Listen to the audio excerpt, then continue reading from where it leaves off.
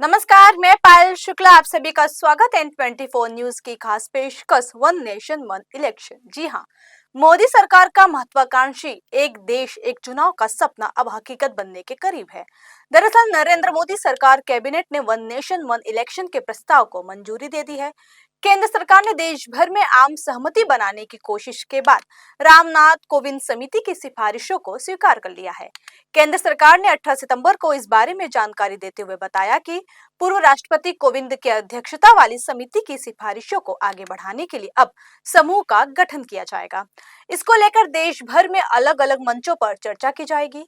पूर्व राष्ट्रपति कोविंद की अध्यक्षता वाली इस कमेटी ने इस साल मार्च में अपनी रिपोर्ट राष्ट्रपति द्रौपदी मुर्मू को सौंप दिया था। हालांकि नरेंद्र मोदी सरकार ने इस पर विधेयक लाने की कोई तारीख तय नहीं की थी, लेकिन माना जा रहा है कि मोदी सरकार अपने इस कार्यकाल में ही इसे संसद से पास करवाने की कोशिश करेगी। सरकार फिलहाल इस पर आम सहमति बनाने के प्रयास में जुटी हुई है।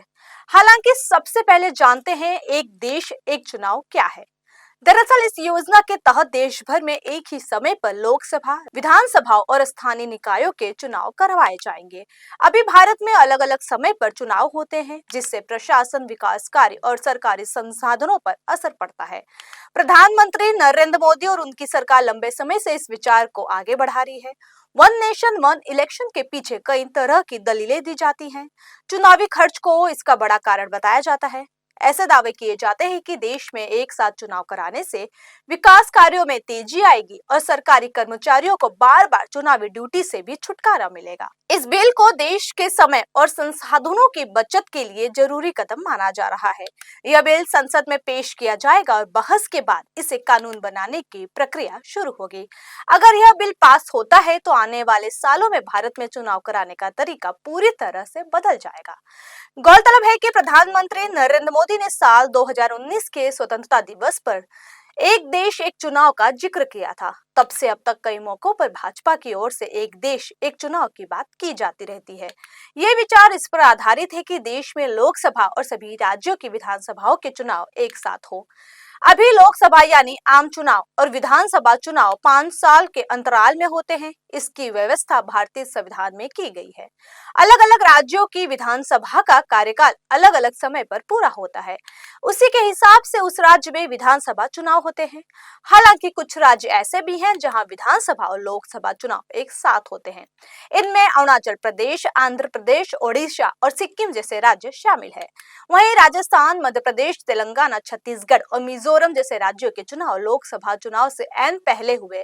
तो लोकसभा चुनाव खत्म होने के 6 महीने के भीतर हरियाणा, जम्मू कश्मीर में चुनाव हुए। इसके बाद महाराष्ट्र और झारखंड में चुनाव हुए और अब दिल्ली में चुनाव कराने की तैयारी की जा रही है।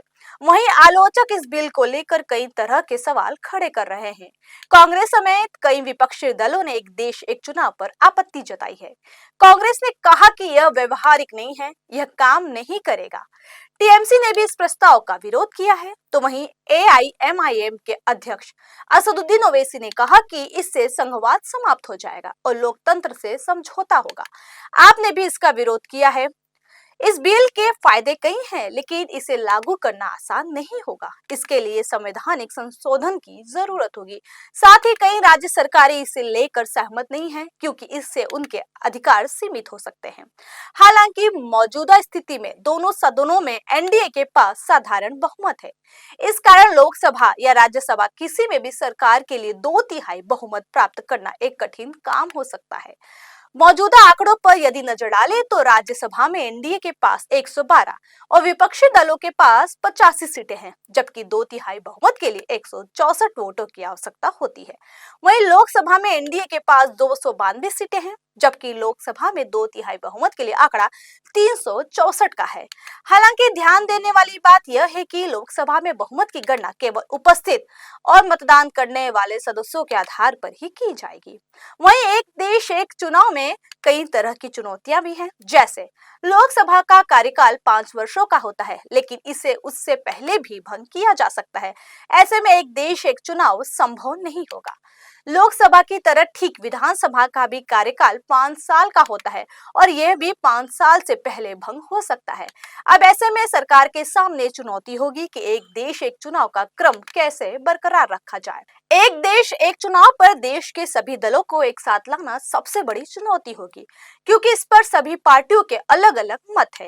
ऐसा माना जाता है कि एक देश एक चुनाव से राष्ट्रीय पार्टी को फायदा पहुंचेगा, लेकिन क्षेत्रीय पार्टियों को इसका खामियाजा भुगतना होगा, यानी कि उन्हें नुकसान पहुंचेगा। फिलहाल देश में लोकसभा और विधानसभा चुनाव अलग अलग होते हैं, जिस वजह से ईवीएम और वीवीपैट की सीमित संख्या है। लेकिन अगर एक देश एक चुनाव होते हैं तो एक साथ इन मशीनों की अधिक मांग होगी, जिसे पूर्ति करना बड़ी चुनौती होगी। अगर एक साथ चुनाव कराए जाते हैं तो अतिरिक्त अधिकारियों और सुरक्षा बलों की जरूरत पड़ेगी।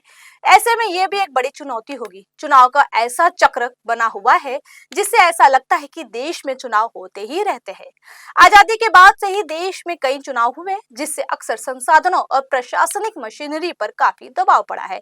एक देश एक चुनाव की अवधारणा नई नहीं है। जानकारों का मानना है कि यह प्रक्रिया उतनी ही की पुरानी है जितना हमारा संविधान।